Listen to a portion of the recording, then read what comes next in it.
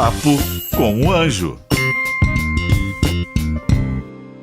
Olá, bem-vindos a mais um Papo com o Anjo aqui na Jovem Pan. Eu sempre trago um empreendedor que eu gosto de entrevistar. É um empreendedor, um investidor, um empresário. Na verdade, eu trago hoje para vocês aqui um empresário empreendedor. Isso mesmo, é um empresário que tem mentalidade empreendedora e que, mais do que isso, ele transborda na vida das pessoas, compartilhando tudo aquilo que ele aprendeu e o que ele faz nos negócios dele.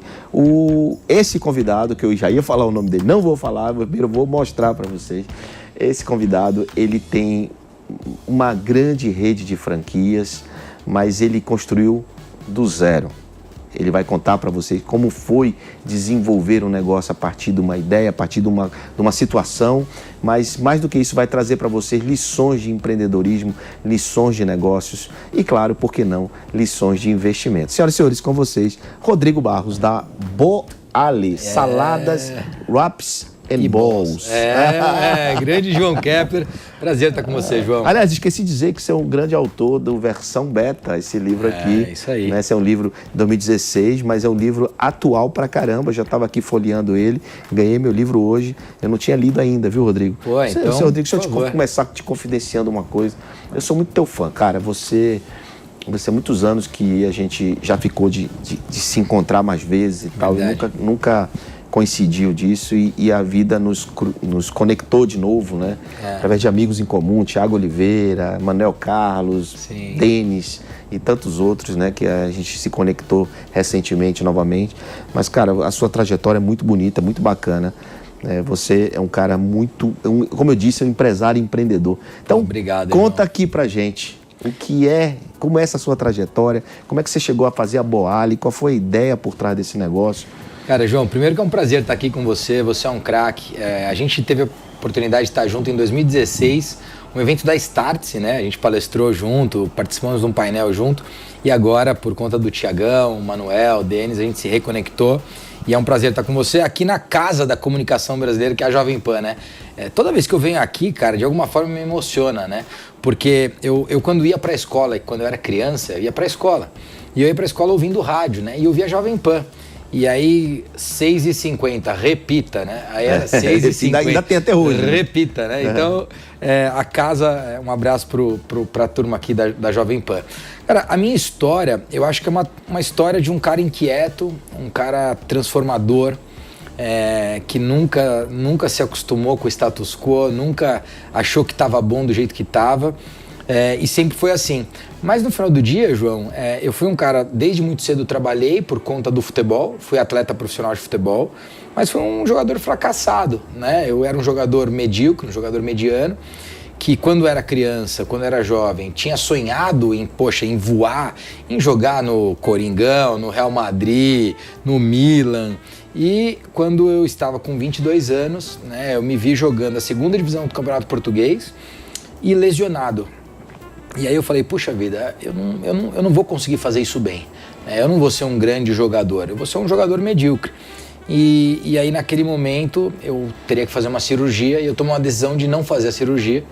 E eu acho que foi ali o grande fracasso da minha vida, foi o grande momento onde, cara, não deu certo.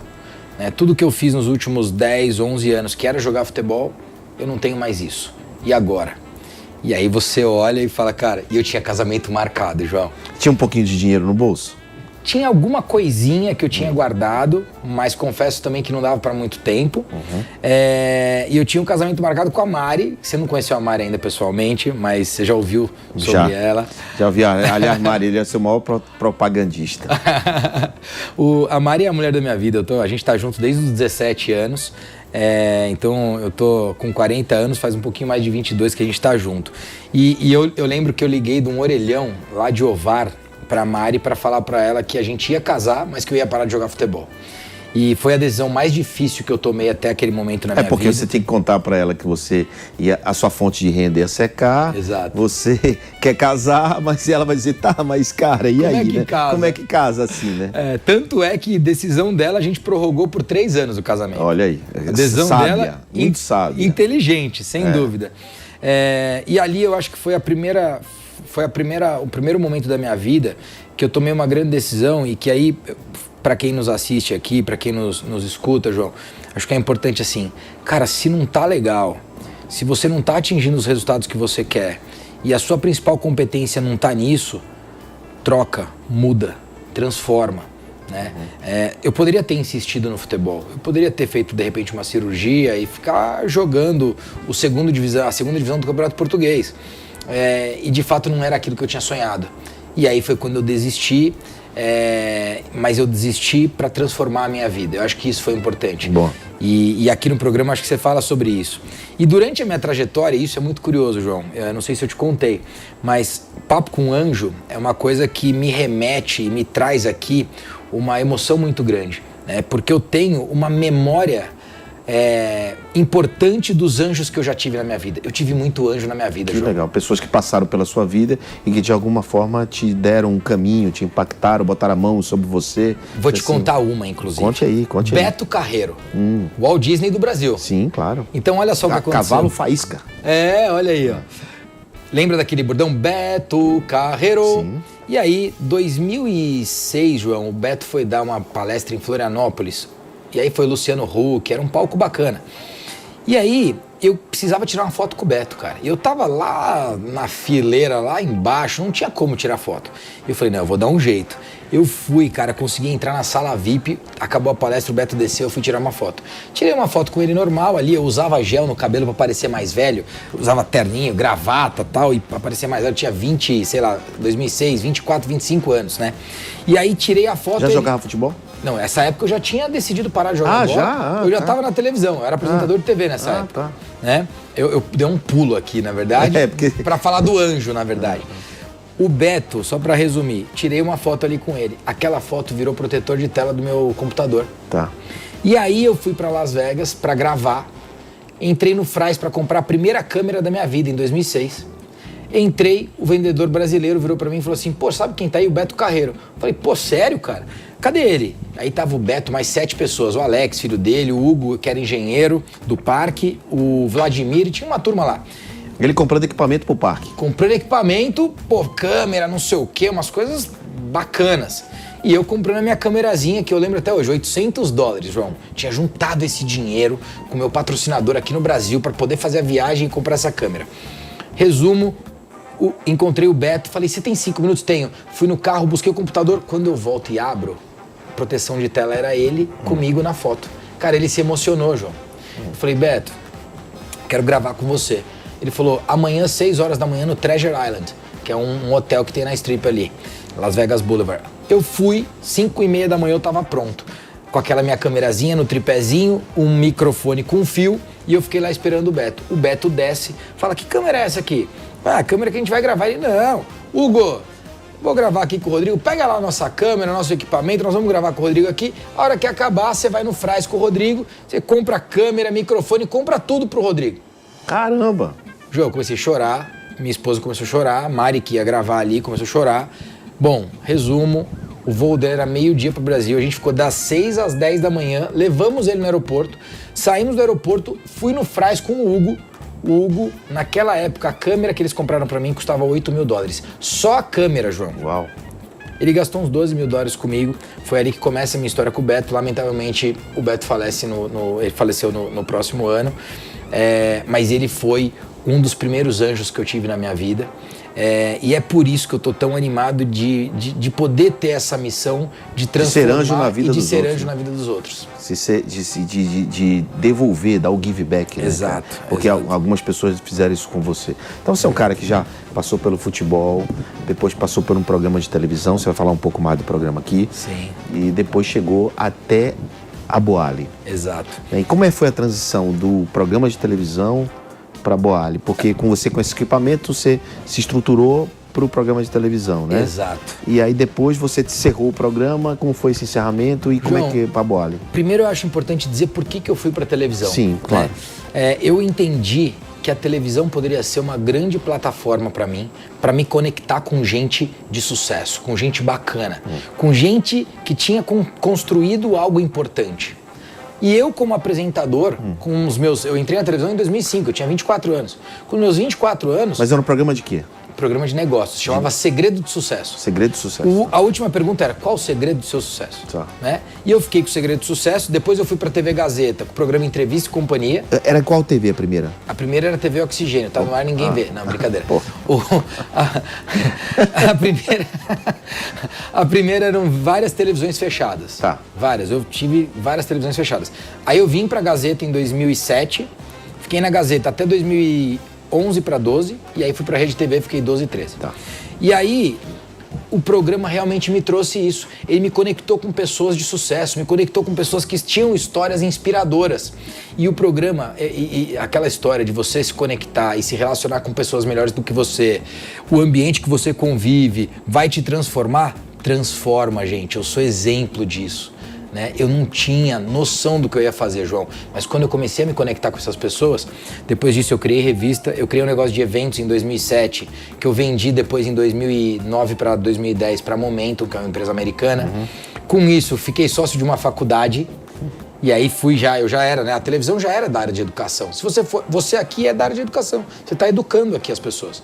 E aí eu fiquei sócio de uma faculdade, nós vendemos a faculdade em 2012, fui morar no Vale do Silício para fazer um sabático.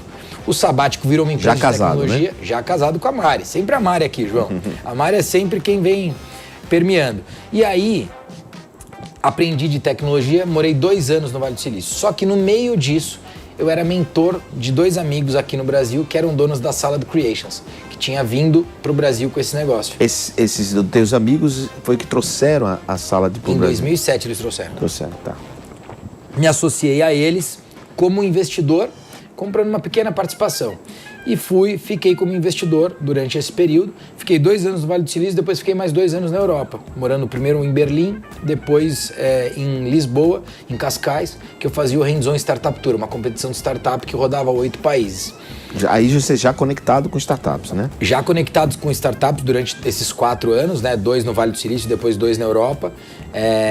E aí, quando eu volto para o Brasil, em 2019, é que de fato eu deixo de ser só investidor na Boali, né, que a gente, de Salad Creations em 2013, a gente comprou os americanos em 2015 e começamos uma nova marca em 2016, que a Boali ela já nasce com 19 restaurantes. Então a gente fez essa transição de marca, que um dia daria para falar só de como é que transiciona a marca, que foi um aprendizado tremendo aqui.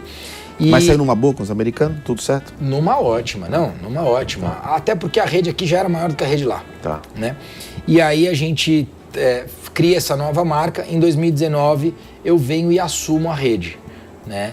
E aí quando eu assumo, João, eu tenho que tomar uma decisão difícil. Porque naquela época a gente tinha 10 lojas próprias e 22 franquias. O negócio de franquia, com essa proporção, João, ela não faz bem nenhuma coisa nem outra. E qual é a proporção certa? Aí é que tá. Para um fundo private equity, é loja própria. Tá. Por que geração de caixa? O fundo quer geração de caixa. Então, qual era a proposta dos fundos? Ele coloca o dinheiro, a gente compra a rede. E para mim, foi o seguinte, eu vou focar no meu franqueado, eu vou cuidar do meu franqueado e vou expandir a rede. Vou fazer ele ganhar com dinheiro. Franqueados, vou fazer ele ganhar dinheiro. Das 10 lojas, a gente foi para 3 lojas próprias e isso foi março de 2019. Em 60 dias, João, de 32 operações, eu vim para 25, fechei 7 operações em 60 dias e nunca mais nós fechamos a operação até hoje. Então, de junho de 2019, veio o Covid em março de 2020, a gente não fechou a operação, a gente está indo agora para 63 operações. Uau, muito bom. E mesmo no Covid você cresceu? No Covid a gente cresceu por alguns motivos, João. Primeira coisa que eu acho é o seguinte, transparência, João. Transparência é tudo para você ter uma boa comunicação, criar uma boa cultura. Segundo, você precisa conversar com o seu principal stakeholder. O que a gente fez? No dia 11 de março a gente criou um gestor, um comitê de crise. No dia 15, que era domingo, 15 de março. Toda segunda-feira eu tenho reunião de franqueados. Comigo e toda a rede de franqueados. Toda segunda-feira. E tem um grupo no WhatsApp, que inclusive eu fui recomendado a não ter. Porque os franqueadores falam, não, você é doido ter grupo de WhatsApp com franqueado? Para resolver um problema, você precisa saber que ele existe. Comunicação. Comunicação, João. Não tem empreendedor que tenha sucesso se não se comunicar bem com Não ser seus transparente colaboradores. também, né? Se não for transparente, não tem como. E saber ouvir, né? Porque, pô, o cara vai reclamar mesmo, você tem que ouvir, né? Você precisa entender o que ele está reclamando. E aí você vai lá e resolve o problema dele. E vai ter, não é todo problema que você vai dar a solução que ele quer. Mas com transparência você resolve. O que acontece, João? No dia 15, então, eu antecipo a reunião. A gente faz a reunião no dia 15. Eu apresento já nosso primeiro plano Covid. No dia 17, João, terça-feira, 17 de março, depois você lembra, eu anuncio 6 meses de suspensão de royalty FPP para a rede. O que eu faço naquele momento, João? Eu trago a rede comigo. Você traz a rede e bota uma data de fim. E falo o seguinte, ó, em 6 meses pode contar comigo que vocês não vão pagar nada para a franqueadora. Como eu vou me virar, como eu vou sobreviver é problema meu. Eu vou já ajudar você a sobreviver. No dia 30 de março a gente faz um plano de resistência com a rede. Cada loja fez uma DRE projetada e fez um fluxo de caixa projetado, que é diferente da DRE, né? O que a gente fez? A gente mostrou para a rede que se ficasse fechado em abril, ia custar X por loja. Se ficasse fechado abril, maio e junho, era X mais 40%. Não eram 3X, João. João, tem uma coisa que eu acredito muito. Tem muita gente que fechou na pandemia sem precisar. Se desesperou, não se adaptou, não colocou uma data, não projetou. A gente fez exatamente isso na Bossa. A gente criou um manifesto com 14 itens, se eu não me engano, e orientações, porque ele tinha que fazer. E botamos uma data, se eu não me engano, 17 de agosto. Também foi em março, foi dia 20 e poucos de março que a gente criou isso. Isso foi fundamental. Claro que chegou em agosto, a gente adiou um pouco. Mas, cara, tinha data. O cara via a margem do outro lado do rio. Exatamente. Né? Para onde eu tô nadando? Não sei. Então, peraí, tô nadando para ali, que tem uma margem ali. Né? Exatamente. Então, foi isso que a gente resolveu fazer. Foi o que você fez, né? E sempre quando você tem um objetivo, eu acho que isso é importante. Você tem um objetivo, seja ele um objetivo de 1 ano, de 5 anos, ou até um sonho de vida, não tem problema. Traz ele a valor presente. Divide esse objetivo, porque aí ele fica menor, fica muito mais realizável, né? Eu gosto de fazer plano de ação de 3 meses. Você faz um plano de ação de 3 meses, você reduz isso semana a semana. E foi o que a gente fez. E aí, João, todas as semanas a gente tinha 2 reuniões com a rede. Nesse fluxo de caixa projetado, na DRE projetada, a gente tinha projetado que em agosto a gente voltaria a ter um same store sale, que é a mesma venda do mês de agosto, comparado com 2019, né? Ano contra ano. A gente falou, se tiver 30% em agosto, a gente busca 40% em setembro, 50% em outubro, 70% em novembro e 70% em dezembro. Vamos buscar isso que dá para sobreviver. Legal. Sabe o que aconteceu? Em junho, a gente já tinha passado de 40%. Aí a gente percebeu o seguinte, nossa, mas se na projeção eu tava imaginando esses 40 lá em isso com delivery, né? Porque tava fechado, né? 100% delivery. Porque o nosso delivery começou a performar muito. E aí, João, o que a gente também entendeu? Por mais duro que seja pensar isso, João, eu entendi o seguinte, a demanda não vai crescer, a demanda vai diminuir, certo? Desculpa, a demanda vai diminuir, mas ela é momentânea. Ela não vai desaparecer, João, a demanda vai continuar lá. O cara precisa comer. A oferta vai diminuir, João, porque isso era certo. Restaurantes iam fechar e você viu que muitos fecharam. Sabe o que a gente fez? A gente cresceu. Por quê? Porque eu percebi o seguinte, se a oferta vai diminuir, ela não diminui e volta na mesma velocidade. A demanda vai voltar mais rápido que a oferta. Eu preciso entrar com a oferta. E aí a gente entrou com a oferta. Então, só para você entender, a gente pegou um modelo de Dark Kitchen que a gente já tinha desde 2017, sabia fazer, a gente montou 4 até agosto. Então, enquanto estava todo mundo fechando, a gente estava abrindo loja nova. Interior de São Paulo, eu sabia que a galera ia migrar para o interior naquele momento, para buscar uma qualidade de vida, trabalhar em home office e baixar o custo de vida. A gente montou 4 lojas em interior, né? E aí a gente também, por conta de modelo de negócio, a gente vem montando lojas. Durante a pandemia, a gente já abriu 18 operações e tem mais 18 para abrir esse ano. Rodrigo, você é um cara visionário, você olha alguns anos para frente sempre, você tem feito isso e eu soube que você já sabe quando vai ser seu IPO, é verdade? João, essa foi uma inspiração que eu tive e isso deve acontecer com você quando toma banho, ou quando canta, ou quando joga tênis, que eu sei que você joga tênis. E eu tenho meus momentos de inspiração.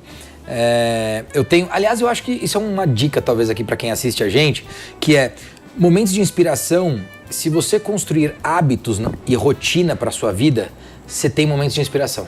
Então, por exemplo, se todo dia de manhã você fizer alguma coisa, não importa, esse negócio de, precisa acordar às 5, precisa acordar às 4, precisa acordar às 7. Eu não acredito nisso. Cada um tem o seu Acorda jeito. a hora que você quer, dorme a hora que você quer. Mas cria, não importa o momento, cria hábito, cria rotina. Porque aquela rotina te ajuda a focar, te ajuda a pensar, te ajuda a drivar, direcionar pensamento. E aí, no dia do meu aniversário, eu acordei, dia 27 de abril desse ano, agora 21, eu acordei e no que eu acordei eu falei, cara, eu vou escrever o IPO da Boali. O que eu quero para o IPO da Boali? E aí eu escrevi 27 de abril de 2029, então em 8 anos, a gente ia desenhar o IPO e ali eu comecei a escrever, né? Então, por exemplo, não ter abate de animal. Então, ou a gente vai ter carne vegetal ou produção em laboratório. Então, essa é foco em sustentabilidade. Essa é uma das ideias. Ideia não, tá escrito lá. Tá escrito? Você tá mais já do que escreveu ideia. o prospecto do IPO dele. Do eu só acho IPO. que tá um pouco longe. A Acho que você tese de faz investimento. Eu acho que você faz esse IPO antes. Pô, Deus te ouça, Deus te ouça. E aí, entre outras coisas, mas o que é legal? Isso tem direcionado as decisões da companhia hoje. Então, assim, óbvio que você tem que fazer coisas para sobreviver e para viver o curto prazo. Mas você também precisa ter ali 20, 25% do teu tempo olhando para frente, né? Talvez 5% olhando para 2028, 10% olhando para 2024 e 20% olhando para 2022. Isso você pode considerar um planejamento? Porque eu conheço gente que passa a vida toda planejando, executa muito pouco, né? Como é que é o equilíbrio disso? O que é que você quanto tempo planejando, quanto tempo executando? Eu acho Como é que é a tua rotina? Assim, se você perguntar para quem convive comigo, vai falar que provavelmente a minha principal característica como empreendedor é executar, é fazer acontecer. Então é visão, velocidade e coragem. Né? Visão e velocidade sem coragem, você não toma decisão para fazer coisas grandes. E o controle? Né? Então, o controle ele é importante, mas eu acho que quando você, aí é que tá, quando você junta visão, velocidade e coragem com execução, o controle está na execução. O controle está na execução, ok. O controle está na execução. É só para as pessoas não acharem que tudo é venda, tudo é marketing, tudo é venda. Não, precisa de gestão, precisa de retaguarda, de organização, porque senão não chega nunca no IPO. Vou te contar uma coisa curiosa. Ontem eu estava com um amigo, eu falei, cara, preciso só autorizar uns pagamentos. Ele falou, o quê? Autorizar pagamento? Eu falei, é. Ele falou, mas você autoriza pagamento? Autorizo. Mas você não tem um diretor financeiro? Eu falei, não, mas eu autorizo o pagamento. Eu sei todos os dias o que a gente paga. Ah, Rodrigo, mas você não vai fazer isso a vida inteira? Provavelmente não, mas hoje eu faço. Isso é outra coisa, contexto. Não adianta, em 2028 eu não vou fazer isso. Tá bom, mas em 2021 eu tô fazendo. Você tá fazendo. Até porque se você não sabe, você não consegue delegar, ensinar, né? Exatamente. Tá fazendo. Mas é curioso que você falou de controle, ontem rolou essa conversa. Esse amigo meu não acreditou. Ele falou, mas você autoriza pagamento? Autoriza o pagamento. Rodrigo, a gente indo pro final aqui, não podia ir embora sem você falar do seu momento como investidor. Né, do momento que você está vivendo, é uma fase, coisa que você já fez, né? Mas eu acho que agora o mundo das startups, da nova economia, chegou de vez na sua vida. Sim. E quais são os seus planos para isso? Cara, o que as pessoas estão nos assistindo? O que eles podem esperar do Rodrigo Investidor Anjo? Boa. Bom, primeiro que é para mim uma alegria muito grande. Vou contar já para a galera aqui. Né? Da história do Beto que eu contei, eu tive muitos anjos na minha vida, então eu sempre tive essa vontade de ser anjo também na vida de outros empreendedores e contribuir com outros sonhos, né? E agora, né, João, acho que a gente com essa nossa conexão, até uma provocação do Thiago Oliveira, ele falou, pô, você tem que vir pra Bossa, você tem que estar com a gente lá. E aí, cara, essa oportunidade que vocês estão me dando de poder liderar o grupo de Foodtech, liderar o pool de Foodtech. O que é Foodtech, para quem não consegue entender? Foodtech, né? Só para assim, tecnologia, né? Tecnologia em alimentação. E aí são startups, né, que vão trabalhar. Eu acho que tem tanto um lado de tecnologia, como você conhece, né? Seja um marketplace, seja um aplicativo, enfim, tecnologias de QR Code, tecnologia de Big Data e por aí vai, ou a tecnologia do alimento, né? Que você tem hoje tecnologias, por exemplo, a gente tem o nosso quibe de ervilha. A tecnologia ali é justamente você ter a proteína de ervilha conseguindo desenvolver uma ficha técnica e produzir um quibe que se aproxima muito de um quibe que você está acostumado a comer de carne. Só que é de ervilha. Só que ele é de ervilha. Né? Então isso também é uma tecnologia. Então essa é a Foodtech que a gente vai estar olhando, esses dois lados, né? Tanto o alimento quanto a puramente a tecnologia. A ideia é que a gente tenha um portfólio aí de pelo menos 10 empresas que a gente vai apoiar e que muito em breve a gente vai abrir essa oportunidade para o mercado, tanto para o investidor quanto para as startups principalmente. Aliás, se você está nos assistindo aqui, já pode mandar a sua startup lá para bossainvest.com, aplica lá a sua startup de Foodtech, se você for Foodtech, o Rodrigo e o time dele e todos os investidores que estão neste grupo de investidores vão analisar para, quem sabe, entregar o cheque para você. Agora, não se preocupe que do lado do cheque vem um choque. Tem que porque vir, ele né, sabe, João? ele entende, Cara. muito, não é só cheque, é choque também. E você entende muito e vai ajudar esse empreendedor a alcançar o objetivo e dar retorno, né? Porque não é filantropia, você aloca o recurso, ajuda, apoia, ele resolve um problema do mercado e efetivamente multiplica o valor investido. Então que bom que agora você está no lado do investimento também, ajudando a democratizar o acesso ao capital que o Brasil tanto precisa e tem tantos empreendedores querendo resolver problemas. Porque no ramo de alimentação tem muito problema para ser resolvido, né? Muito problema, tem muito problema e eu acho que principalmente assim, João, o problema da fome. Então, de alguma forma, tudo que a gente conseguir trazer, você falou de democratizar o acesso ao capital, o propósito da Boali é universalizar o acesso à alimentação saudável, né? Transformar hábitos, fazer o bem por meio da comida. E aí eu acho que tem uma sinergia muito grande de propósito e assim, quando a gente combate a fome, a gente combate a pobreza, né? O maior problema da pobreza é a fome. Exato. Né? E se a gente conseguir fazer bem o nosso trabalho, a gente vai combater a fome, o que eu acho isso incrível. Inclusive, se a gente pensar em agricultura familiar, o maior programa de combate à pobreza que existe no mundo inteiro são programas voltados à agricultura familiar. E a gente tem apoiado muito essa estrutura de agricultor familiar, né? Muito bom. Rodrigo, ninguém vai embora daqui sem deixar um recado. Aquela câmera é sua, tá todo mundo nos ouvindo aqui. E eu queria que você deixasse uma dica, um recado para empreendedor ou para investidor, que são nosso público, é a audiência aqui do podcast Papo com Anjo. Legal, João. Bom, primeiro, gente, é acreditar no Brasil e acreditar no brasileiro. Acho que existe uma síndrome que a gente vive de o Brasil é difícil, o Brasil... Cara, o Brasil é maravilhoso. Acredite no Brasil, acredite no brasileiro e faz acontecer. Eu já tive empresa nos Estados Unidos, já tive empresa na Europa. O Brasil é maravilhoso, pode acreditar. Eu vejo gente falando mal do Brasil e nunca empreendeu lá fora. Nunca montou o CNPJ lá. Eu já montei, tanto nos Estados Unidos quanto na Europa. É mais fácil para abrir. É mais fácil para abrir, é mais fácil para fechar também.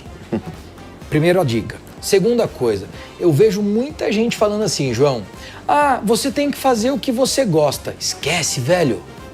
Você tem que gostar do que você faz. Você tem que colocar intensidade no que você faz. Não importa o que você está fazendo agora, faça bem feito, faça acontecer, faça de forma transformadora. O empreendedor de sucesso, ele transforma tudo que ele faz. Independente do que ele esteja fazendo agora. E sabe do que você vai gostar? Você vai gostar quando você tiver resultado. Ninguém gosta do que não tem resultado. Eu adoro jogar vôlei. Você acha que por causa disso você vai ser um bom jogador de vôlei? Então não é fazer o que gosta, é gostar do que faz, é fazer bem feito aquilo que você está fazendo, é ser bom naquilo que você está fazendo, é entregar com paixão, com resultado. Porque quando você tem resultado, você vai ficar feliz com aquilo. E aí você vai mover as pessoas que estão do seu lado. Foca na sua competência e esquece da sua fraqueza. Esses são os meus Muito recados. bem, foca na sua competência e esquece um pouco as suas fraquezas, porque você vai dar um foco naquilo que você é bom e você vai potencializar aquele negócio. Rodrigo, você é um brasileiro dos bons, tanto é que você acredita tanto no Brasil que patrocinou O Comitê Olímpico do Comitê Brasil. Olímpico Brasileiro, né? Os atletas brasileiros que foram para Tóquio. Tá aqui o nome da Boali na Aliás, camisa. vamos até Paris, são 4 anos de contrato. Então, você vai agora continuar apoiando os atletas brasileiros para Paris. Sim. Então, assim, muito bacana você ter orgulho de ser brasileiro. Muito. A sua dica, tá claro isso, né? Que as pessoas às vezes têm um sonho americano, mas vai lá pagar imposto lá. Vai lá montar um negócio e eu sou experiência viva disso que montar a empresa lá não é fácil. Não é simples, né? Claro que empreender no Brasil, quem empreende aqui, empreende em qualquer lugar do mundo. Sim. Mas é outra regra, outro jogo, é outra coisa. Então, é isso aí. Tivemos uma aula aqui com o nosso Rodrigo Barros. Muito obrigado, Rodrigo, João, por ter vindo. Obrigado, e você que está aqui nos ouvindo e nos assistindo, te vejo no próximo episódio do Papo com Anjo. Papo com o Anjo.